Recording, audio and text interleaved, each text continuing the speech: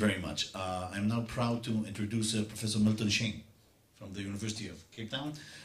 Professor Milton Shain is Professor Emeritus of the Historical Studies at the University of Capetown, the former director of the Kaplan Center for Jewish Studies, also a co-producer of this very interesting conference. He has written and edited numerous books, including The Roots of Anti-Semitism in South Africa, which won the UCT Book Prize in 1996.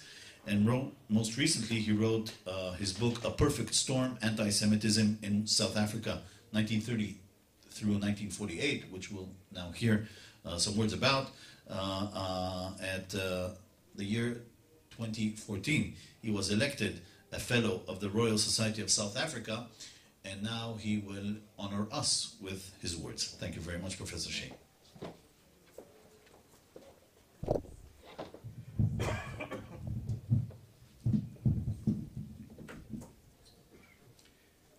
The quote in the title of my talk comes from an interview in Die Burger of 2 November 1931 with D F Malan, a Dutch Reformed Church theologian turned political editor turned politician, and of course the first apartheid prime minister after 1948. And his quote arises out of concern that Jews, numbering less than 5% of the white population, were punishing him in his home parliamentary constituency, where they numbered a handful, in the wake of the Quota Act of 1930, which was driven by Malan as Minister of the Interior at the time, which effectively halted Eastern European Jewish immigration. Jews from Central and Western Europe, however, were allowed entry, and it was therefore easy for Malan to skirt charges of anti-Semitism. His focus instead was on the character of the East European immigrants and the desire of every nation to maintain its own particular identity based on the composition of the original inhabitants. The Eastern European newcomers, he contended, undermined the character and homogeneity of the nation. Nations desire to preserve homogeneity because every nation has got a soul, and every nation naturally desires that its soul shall not be a divided one, he told Parliament. Every nation considers from all points of view that it is a weakness if in the body of that nation there exists an undigested and unabsorbed and unabsorbable minority, because that always leads to all sorts of difficulties. With Malan's Herderian-like rationalization, Eastern European Jews were unassimilable, and notions shared by English and Afrikaans speakers alike. But Malan wished to avoid being labeled an anti-Semite, and went out of his way to assert that the imposition of quota restrictions did not reflect negatively on those Jews already in the country, or, as I said, their influx from Central and Western Europe. This ambiguity would be a common thread with regard to Malan and the Jewish question. The question we have to face is, was Malan a political opportunist through the 30s and 40s, or did he have a visceral hostility towards Jews? Certainly once Malan had broken away from the newly created United Party in 1934, a merger of the National Party and the South African Party in 1934, he used the Jewish question more and more. Indeed, he increasingly aped the far radical right that had begun to flourish in late 1933, driven mainly by the grey shirts under Louis Weichart. It was in fact the radical right that shifted the Jewish question from the periphery to the centre of public life by the mid-1930s. In the quest to mobilise the Afrikaner folk or people, Malan's purified National Party, a breakaway, identified two major concerns.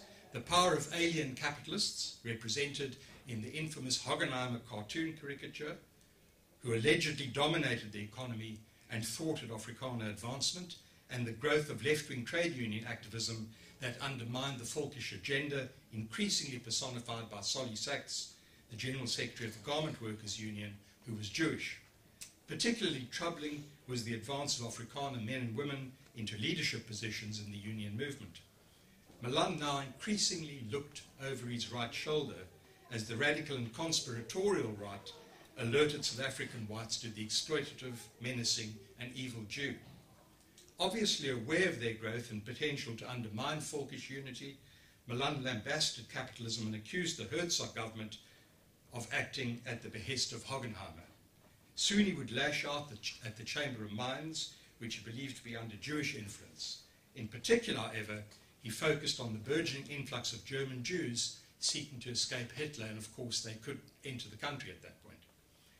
The anti-Jewish temperature spiked in late 1936 with the impending arrival of the Stuttgart, a ship carrying 537 German Jewish refugees. It had been chartered to beat the United Party's new educational and financial regulations to limit Jewish immigration that were due to take effect on the 1st of November 1936. Malan now accused the organized Jewish money power, Geldmacht, of orchestrating affairs, adding that the influx of Jews would add to South Africa's vexed racial problems. With provincial elections due to take place in the Cape Province, focusing on the immigration issue was a useful and ultimately fairly successful means of mobilizing support. Malan in fact told Eric Lowe, his rabidly anti-Semitic colleague, that the Jewish question inter alia presented new political opportunities. 2 months after the Stuttgart had docked, Malan indicated that he would be introducing an immigration and naturalization bill based on the non-acceptance of Yiddish as a European language for purposes of immigration, restrictions on property and occupations, as well as name changing. Assimilability as a criterion for entry was uppermost in Malan's bill, and the Jews were unassimilable. But the United Party undercut him with its own aliens bill introduced in early 1937. The debate now revealed Malan's true colours. He referred to Jews as an imperio in all countries. I've been reproached that I'm now discriminating against Jews as Jews, he told Parliament. Now let me say frankly that I admit that it is so, but let me add that if you want effectively to protect South Africa against the special influx from outside, it must inevitably be done. South Africa has a Jewish problem, and that being so, we cannot deal with it in an effective way unless we name it. Ultimately, the United Party's Aliens Act, which employed the term unassimilable without mentioning Jews as such, was passed, but it failed to satisfy Malan. In his view, it did not sufficiently deal with the dominance of Jews already in South Africa and the threat they pose to all.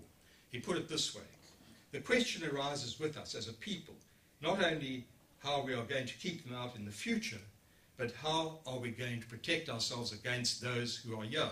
And agitation will arise among the people.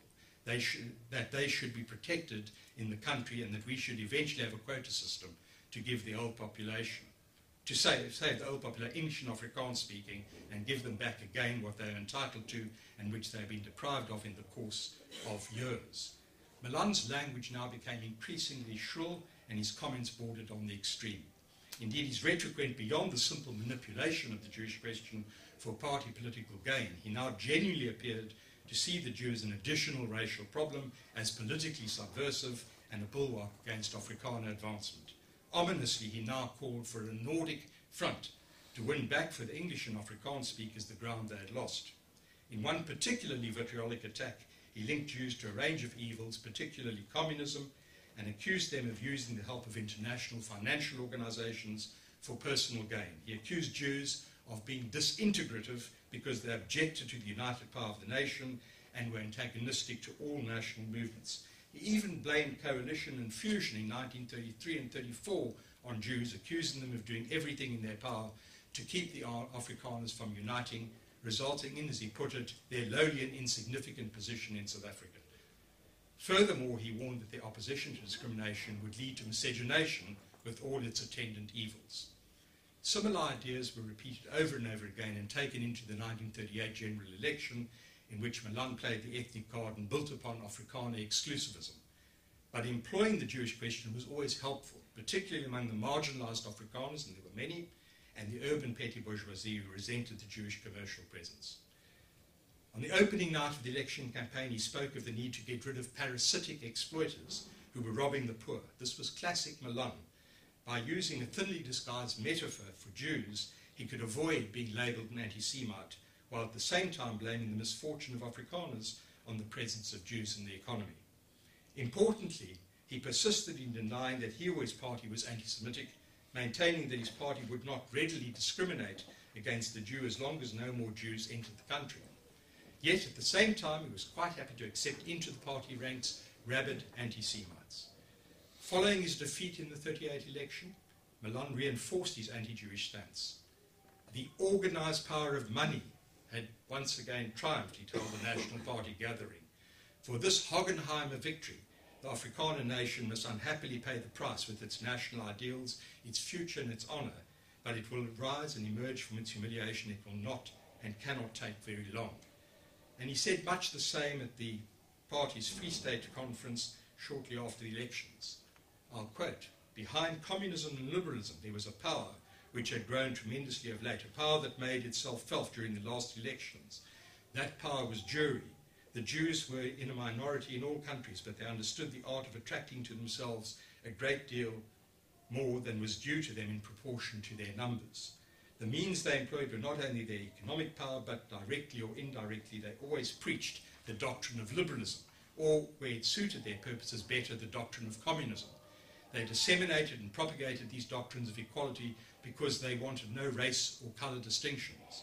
Jews did not always support communism or liberalism on the political merits of these creeds, but because they were a means of protecting Jews." The clearest indication of Malan's shift to palpable anti-Jewish hostility was his support for Eric Lowe's Aliens Amendment and Immigration Bill that called to restrict Jewish entry and options in South Africa. Introduced in early 1939, Lowe, the Julius Streicher of the National Party, indicated that he had the support of Malan, who indeed told the House that the reason why he supported Lowe's bill was because the government had hitherto adopted half measures when dealing with Jewish immigration. The Jewish question, he noted, was an international and not a local issue. Having accorded Jews sinister power, it came as no surprise that Malan sarcastically referred to Smuts, Jan Smuts, as a good Jew after South Africa's decision to join the Commonwealth war effort, driven in part by Smuts, while at his party's Free State Congress held shortly after the decision to go to war, he spoke of organised Jewry backing England and referred to Smuts as Janowitz Smutsowitz. Shortly after the launch of Operation Barbarossa in June 1941, Malan launched a vicious attack on Russia, claiming that Bolshevism had its eye on South Africa, while at the same time conflating Jews with Bolshevism. In early 1942, Malan released a detailed draft constitution in which, inter alia, the surplus Jewish population, together with Indians, was defined as a problem. Clearly repeating many of the ideas he expressed over the years, the draft sought to protect people against capitalists and parasitic exploitation and hostile and unnational elements. At this time, Malan was in a major struggle with far-right organizations, which he eventually won by 1943 and become the leader, as such, of the Afrikaner people. And with that, the Jewish question receded, and despite occasional comments, Malan and the nationalists moved away from the issue in the 1943 election and largely ignored it in the 1948 election. And 6 weeks after that election, with Malan coming to power, the Jewish Board of Deputies met with him, now as Prime Minister, and he assured them that the Jewish question was behind them.